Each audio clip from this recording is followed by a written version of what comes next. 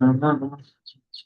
गुरुर्ब्रह्मा गुरुर्विष्णु गुरुर्देवो महेश्वरम् गुरुर्साक्षात् परब्रह्म तस्मै श्री गुरुवे नमः। त्वमेव माता च पिता त्वमेव त्वमेव बन्धुः च सखा त्वमेव त्वमेव वेद्या द्रविणं त्वमेव त्वमेव सर्वं देहि।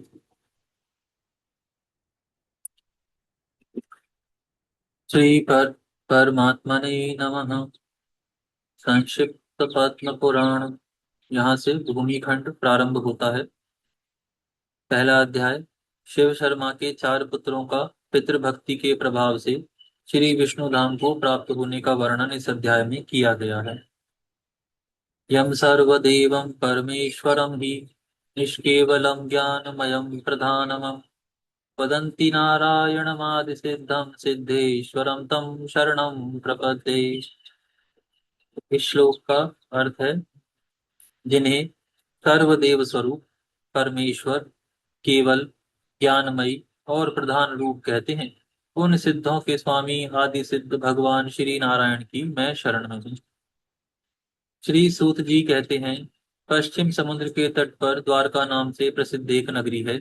वहाँ योग शास्त्र के ज्ञाता एक ब्राह्मण देवता सदा निवास करते थे। उनका नाम था शिव शर्मा। वे वेद शास्त्रों के अच्छे विद्वान थे। उनके 5 पुत्र हुए, जिन्हें शास्त्रों का पूर्ण ज्ञान था। उनके नाम इस प्रकार हैं: यज्ञ शर्मा, वेद शर्मा, धर्म शर्मा, विष्णु शर्मा तथा सोम शर्मा। ये सभी पिता के भक्त थे। द्विज श्रेष्ठ शिव शर्मा ने उनकी भक्ति देखकर सोचा, पितृभक्त पुरुषों के हृदय में जो भाव होना चाहिए वह मेरे इन पुत्रों के हृदय में है या नहीं। इस बात को बुद्धिपूर्वक परीक्षा करके जानने का प्रयत्न करूं। शिव शर्मा ब्रह्मा वेदताओं में श्रेष्ठ थे।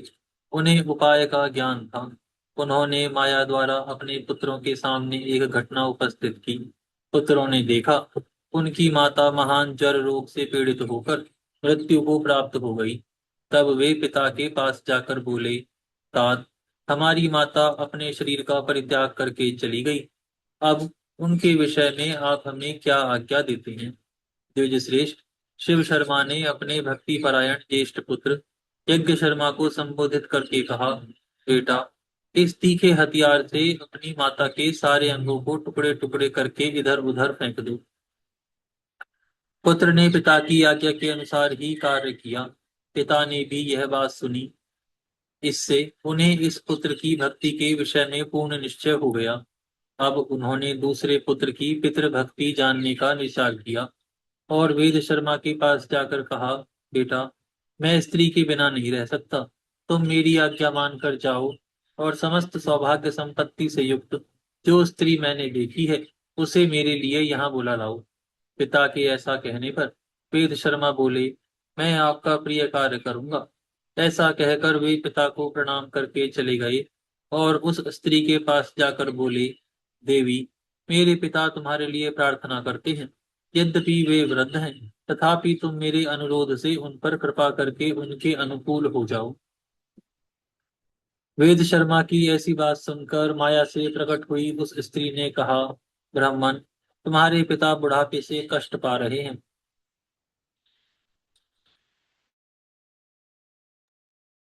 अतः मैं कदापि उन्हें पति बनाना नहीं चाहती। उन्हें खांसी का रोग है। उनके मुंह में कफ भरा रहता है। इस समय दूसरी दूसरी बीमारियों ने भी उन्हें जकड़ रखा है। रोग के कारण वे शिथिल एवं आर्त हो गए हैं। अतः मुझे उनका साथ नहीं चाहिए।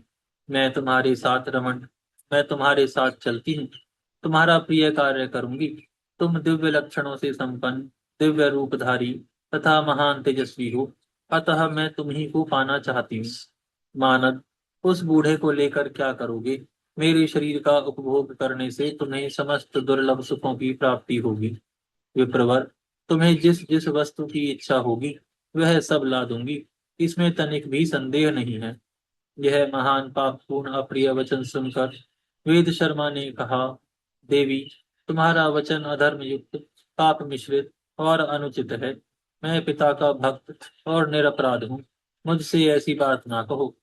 शुभे, मैं पिता के लिए ही यहाँ आया हूँ और उन्हीं के लिए तुमसे प्रार्थना करता हूँ। इसके विपरीत दूसरी कोई बात ना कहो। मेरे पिताजी को ही स्वीकार करो।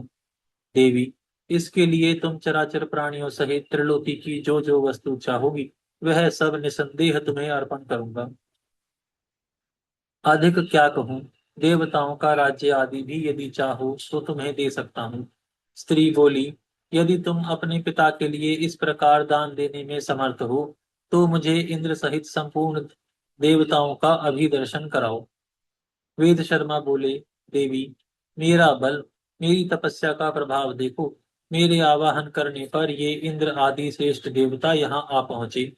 देवताओं ने वेद शर्मा से कहा, द्विज श्रेष्ठ, हम तुम्हारा कौन सा कार्य करें। वेद शर्मा बोले, देवगण, यदि आप लोग मुझ पर प्रसन्न हैं, तो मुझे अपने पिता के चरणों में पूर्ण भक्ति प्रदान करें। एवमस्तु कहकर संपूर्ण देवता जैसे आए थे वैसे लौट गए। तब उस स्त्री ने हर्ष में भरकर कहा, तुम्हारी तपस्या का बल देख लिया। देवताओं से मुझे कोई काम नहीं है। यदि तुम मुझे मुंह मांगी वस्तु देना चाहते हो और अपने पिता के लिए मुझे ले जाना चाहते हो, तो अपना सिर अपने ही हाथ से काटकर मुझे अर्पण कर दो। वेद शर्मा ने कहा, देवी, आज मैं धन्य हो गया। शुभ है, मैं पिता के लिए अपना मस्तक भी दे दूंगा। ले लो, ले लो। यह कहकर द्विज श्रेष्ठ वेद शर्मा ने तीखी धार वाली तेज तलवार उठाई और हंसते हंसते अपना मस्तक काटकर उस स्त्री को दे दिया। खून में डूबे हुए उस मस्तक को लेकर वह शिव शर्मा के पास गई। स्त्री ने कहा, विप्रवर, तुम्हारे पुत्र वेद शर्मा ने मुझे तुम्हारी सेवा के लिए यहाँ भेजा है। यह उनका मस्तक है, इसे ग्रहण करो। इसको उन्होंने अपने हाथ से काट कर दिया है। उस मस्तक को देखकर वेद शर्मा के चारों भाई कांप उठे। उन पुण्यात्मा बंधुओं में इस प्रकार बात होने लगी, अहो, धर्म ही जिसका सर्वस्व था, वह हमारी माता सत्य समाधि के द्वारा मृत्यु को प्राप्त हो गई। हम लोगों में ये वेद शर्मा ही परम सौभाग्यशाली थे, जिन्होंने पिता के लिए प्राण दे दिए। ये धन्य तो थे ही और अधिक धन्य हो गए। शिव शर्मा ने उस स्त्री की बात सुनकर जान लिया कि वेद शर्मा पूर्ण भक्त था। तत्पश्चात उन्होंने अपने तृतीय पुत्र धर्म शर्मा से कहा, बेटा, यह अपने भाई का मस्तक लो और जिस प्रकार यह जी सके वह उपाय करो। श्री सूत जी कहते हैं, धर्म शर्मा भाई के मस्तक को लेकर तुरंत ही वहां से चल दिया। उन्होंने पिता की भक्ति, तपस्या, सत्य और सरलता के बल से धर्म को आकर्षित किया। उनकी तपस्या से खिंचकर धर्मराज धर्म शर्मा के पास आए और इस प्रकार बोले, धर्म शर्मन, तुम्हारे आवाहन करने से मैं यहाँ उपस्थित हुआ हूँ। मुझे अपना कार्य बताओ, मैं उसे निसंदेह पूर्ण करूंगा। धर्म शर्मा ने कहा, धर्मराज, यदि मैंने गुरु की सेवा की हो, यदि मुझ में पिता के प्रति निष्ठा और अविचल तपस्या हो, तो इस सत्य के प्रभाव से मेरे भाई वेद शर्मा जी उठे। धर्म बोले, महामते, मैं तुम्हारी तपस्या और पितृभक्ति से संतुष्ट हूँ। तुम्हारे भाई जी जाएंगे, तुम्हारा कल्याण हो। धर्मवेत्ताओं के लिए जो दुर्लभ है, ऐसा कोई उत्तम वरदान मुझसे और मांग लो। धर्म शर्मा ने अब जब धर्म का यह उत्तम वचन सुना, तो उस महायशस्वी ने महात्मा वैवस्वत से कहा, धर्मराज, यदि आप मुझ पर प्रसन्न हैं, तो पिता के चरणों की पूजा में अविचल भक्ति, धर्म में अनुराग तथा अंत में मोक्ष का वरदान मुझे दे दीजिए। तब धर्म ने कहा, मेरी कृपा से यह सब तुम प्राप्त करोगे। उनके मुख से यह महावाक्य निकलते ही वेद शर्मा उठकर खड़े हो गए, मानो वे सोते से जाग उठे हों। उठते ही महाबुद्धिमान वेद शर्मा ने धर्म शर्मा से कहा, भाई, वे देवी कहाँ गई, पिताजी कहाँ हैं। धर्म शर्मा ने थोड़े में सब हाल कह सुनाया। सब हाल जानकर वेद शर्मा को बड़ी प्रसन्नता हुई। उन्होंने धर्म शर्मा से कहा, प्रिय बंधु, इस पृथ्वी पर तुम्हारे जैसा मेरा हितैषी कौन है। तदनंतर दोनों भाई प्रसन्न होकर अपने पिता शिव शर्मा के पास गए। उस समय धर्म शर्मा ने तेजस्वी पिता से कहा, महाभाग, आज मैंने आपके पुत्र वेद शर्मा को मस्तक और जीवन के साथ यहाँ ला दिया है। आप इन्हें स्वीकार कीजिए। तदनंतर शिव शर्मा ने विनीत भाव से सामने खड़े हुए चौथे पुत्र महामती विष्णु शर्मा से कहा।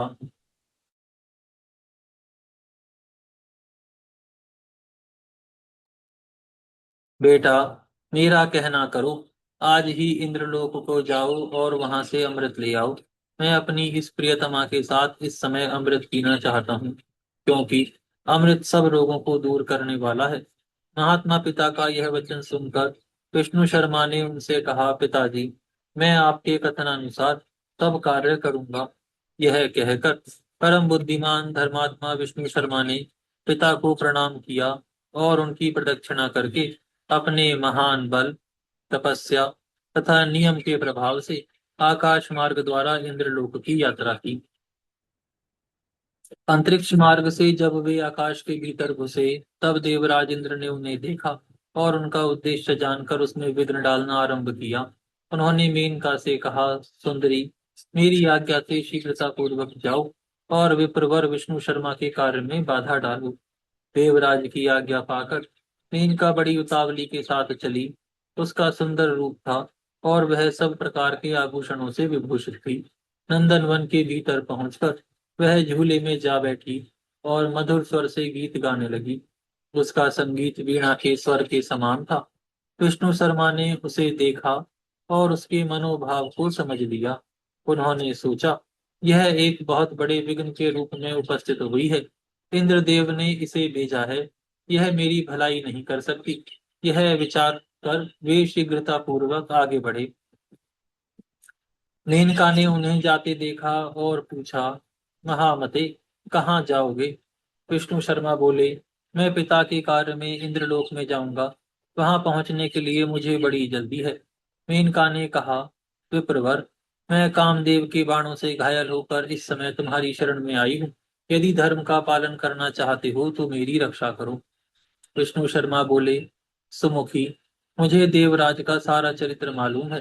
तुम्हारे मन में क्या है यह भी मुझसे छिपा नहीं है। तुम्हारे तेज और रूप से विश्वामित्र आदि दूसरे लोग ही मोहित होते हैं। मैं शिव शर्मा का पुत्र हूँ। मुझ पर तुम्हारा जादू नहीं चल सकता। अबले, मैं योग सिद्धि को प्राप्त हूँ। तपस्या से सिद्ध हो चुका हूँ। काम आदि बड़े बड़े दोषों को मैंने पहले ही जीत लिया है। तुम किसी दूसरे पुरुष का आश्रय लो। मैं इंद्रलोक को जा रहा हूँ। ऐसा कहकर द्विज श्रेष्ठ विष्णु शर्मा शीघ्रता पूर्वक चले गए। मेनका का प्रयत्न निष्फल हुआ। देवराज के पूछने पर उसने सब कुछ बता दिया। तब देवराज इंद्र ने बारंबार विघ्न उपस्थित किया, किंतु महायशस्वी ब्राह्मण ने अपने तेज से उन सब विघ्नों का नाश कर दिया। उनके उपस्थित किए हुए भयंकर विघ्नों का विचार करके महातेजस्वी विष्णु शर्मा को बड़ा क्रोध हुआ। उन्होंने सोचा, मैं इंद्रलोक से इंद्र को गिरा दूंगा और देवताओं की रक्षा के लिए दूसरा इंद्र बनाऊंगा। वे इस प्रकार विचार कर ही रहे थे कि देवराज इंद्र वहां आ पहुंचे और बोले, महाप्राज्य विप्र, तपस्या, नियम, इंद्रिय संयम, सत्य और शौच के द्वारा तुम्हारी समानता करने वाला दूसरा कोई नहीं है। तुम्हारी इस पितृ भक्ति से मैं देवताओं सहित परास्त हो गया। साधु श्रेष्ठ, आप मेरे सारे अपराध क्षमा करो और मुझसे कोई वर मांगो। तुम्हारा कल्याण हो। तुम्हारे मांगने पर मैं दुर्लभ से दुर्लभ वर भी दे दूंगा। यह सुनकर विष्णु शर्मा ने देवराज से कहा, आपको महात्मा ब्राह्मणों के तेज का विनाश करने की कभी चेष्टा नहीं करनी चाहिए, क्योंकि यदि श्रेष्ठ ब्राह्मण क्रोध में भर जाए तो समस्त पुत्र पौत्रों के साथ अपराधी व्यक्ति का संहार कर सकते हैं। इसमें तनिक भी संदेह नहीं है। यदि आप इस समय यहाँ ना आए होते तो मैं अपनी तपस्या के प्रभाव से आपके इस उत्तम राज्य को छीनकर किसी दूसरे को दे डालने का विचार कर चुका था। मेरी आंखें क्रोध से लाल हो रही थी, किंतु आपके आने से मेरा भाव बदल गया। देवेंद्र, आप आकर मुझे वर देना चाहते हैं तो अमृत दीजिए, साथ ही पिता के चरणों में अविचल भक्ति प्रदान कीजिए। इस प्रकार बातचीत होने पर इंद्रदेव ने प्रसन्न चित्त से ब्राह्मण को अमृत से भरा घड़ा लाकर दिया तथा वरदान देते हुए कहा, विप्रवर, अपने पिता के प्रति तुम्हारे हृदय में सदा अविचल भक्ति बनी रहेगी। ऐसा कहकर इंद्रदेव ने ब्राह्मण को विदा किया। तदनंतर विष्णु शर्मा अपने पिता के पास जाकर बोले, तात, मैं इंद्रदेव के यहाँ से अमृत ले आया हूँ। इसका सेवन करके आप सदा के लिए निरोग हो जाइए। शिव शर्मा पुत्र की यह बात सुनकर बहुत संतुष्ट हुए और सब पुत्रों को बुलाकर कहने लगे, तुम सब लोग पितृभक्ति से युक्त और मेरी आज्ञा के पालक हो, अतः प्रसन्नता पूर्वक मुझसे कोई वर मांगो। इस भूतल पर जो दुर्लभ वस्तु होगी वह भी तुम्हें मिल जाएगी।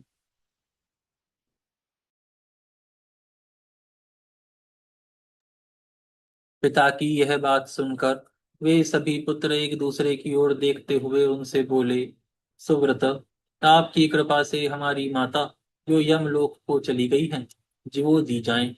शिव शर्मा ने कहा, पुत्रों, तुम्हारी मरी हुई पुत्र वत्सला माता अभी जीवित होकर हर्ष में भरी हुई यहाँ आएंगी, इसमें तनिक भी संदेह नहीं है। ऋषि शिव शर्मा के मुख से यह शुभ वाक्य निकलते ही उन पुत्रों की माता हर्ष में भरी हुई वहां आ पहुंची और बोली, मेरे सौभाग्यशाली पुत्रों, इसीलिए संसार में पुण्य आत्मा स्त्रियां पुण्य साधक पुत्र की इच्छा करती हैं, जिसका कुल के अनुरूप आचरण हो, जो अपने कुल का आधार तथा माता पिता को तारने वाला हो। ऐसे उत्तम पुत्र को कोई भी स्त्री पुण्य के बिना कैसे पा सकती है। न जाने मैंने कैसे कैसे पुण्य किए थे, इनके फलस्वरूप ये धर्म प्राण, धर्मात्मा, धर्मवत्सल तथा अत्यंत पुण्यभागी महात्मा मुझे पति रूप में प्राप्त हुए। मेरे सभी पुत्र पितृ भक्ति में रत हैं, इससे बढ़कर प्रसन्नता की बात और क्या होगी। संसार में पुण्य के ही बल से उत्तम पुत्र की प्राप्ति होती है। मुझे 5 पुत्र प्राप्त हुए हैं, जिनका हृदय विशाल है तथा जिनमें एक से एक बढ़कर है। मेरे सभी पुत्र यज्ञ करने वाले, पुण्य आत्मा, तपस्वी, तेजस्वी और पराक्रमी हैं। इस प्रकार माता के कहने पर पुत्रों को बड़ा हर्ष हुआ और वे अपनी माता को प्रणाम करके बोले, माँ, अच्छे माता पिता की प्राप्ति बड़े पुण्य से होती है।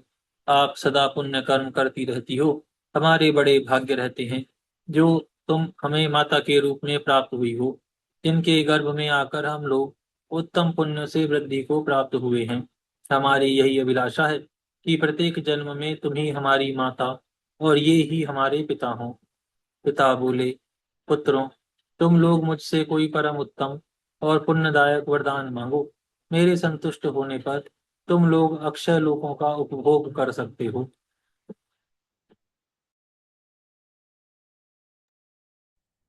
पुत्रों ने कहा, पिताजी, यदि आप हम पर प्रसन्न हैं और वर देना चाहते हैं तो हमें भगवान विष्णु के गोलोक धाम में भेज दीजिए, जहाँ किसी प्रकार की चिंता और व्याधि नहीं फटकने पाती।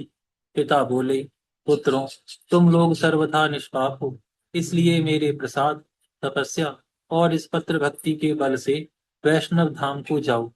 महर्षि शिव शर्मा के यह उत्तम वचन कहते ही भगवान श्री विष्णु अपने हाथों में शंख, चक्र, गदा और पद्म धारण किए हुए गरुड़ पर सवार हो वहां आ पहुंचे और पुत्रों सहित शिव शर्मा से बारंबार कहने लगे, विप्रवर, पुत्रों सहित तुमने भक्ति के बल से मुझे अपने वश में कर लिया है। अतः इन पुण्यात्मा पुत्रों तथा पति के साथ रहने की इच्छा वाली इस पुण्यमयी पत्नी को साथ लेकर तुम मेरे परम धाम को चलो।